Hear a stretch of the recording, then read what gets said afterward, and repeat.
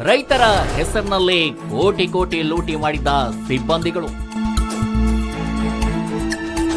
ಸತ್ತವರ ಹೆಸರಿನಲ್ಲಿ ಲಕ್ಷ ಲಕ್ಷ ಸಾಲ. ಶಾಕ್ ಆದ ಕುಟುಂಬಸ್ಥರು.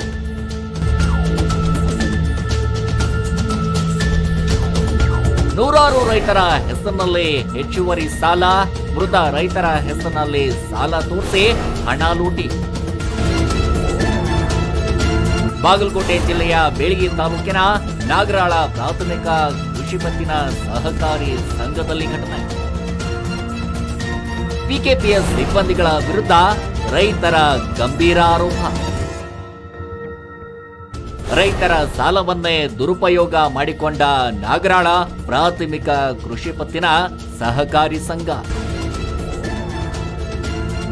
ರೈತರು 50,000 ಬೆಳೆ ಸಾಲ ಪಡೆದ್ರೆ 2.5 ಲಕ್ಷ ಪಡೆದಿದ್ದಾರೆ ಎಂಬ ಮಾಹಿತಿ ನೀಡುತ್ತಾರೆ.